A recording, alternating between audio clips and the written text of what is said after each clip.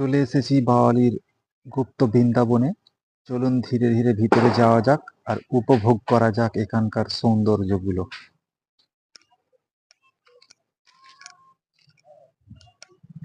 এগুলো প্রচুর পুরানো মন্দির, যেগুলো এখন রিপেয়ারিং চলছে। ঢুকেছি আমরা ভিতর দিকে। খুবই পুরানো ছিল, সব নতুন করে কাজ করা হয়েছে। এটাই বাওয়ালির বৃন্দাবন।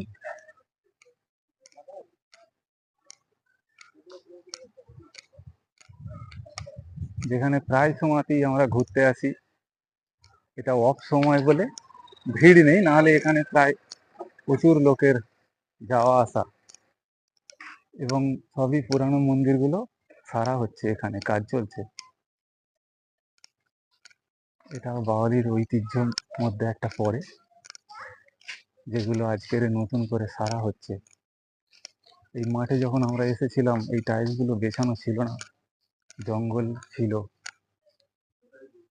পুরো। আজকের চারিদিকে গাছপালা লাগিয়ে খুব সুন্দর করে তুলেছে। যেদিকটা যাচ্ছি আমি, খুব সুন্দর একটি মাঠ আছে,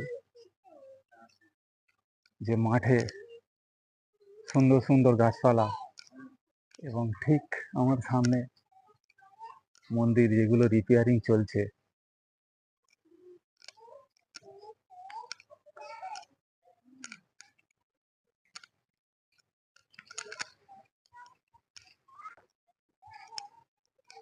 এখানে কিছু হাতের কারুকার্যও করা আছে, নানা রকম দেবদেবীর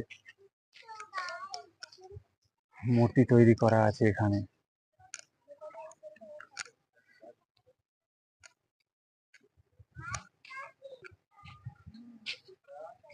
সুন্দর গাছগুলো লাগিয়ে খুবই সুন্দর বানিয়েছে এখানে মাঠটাকে।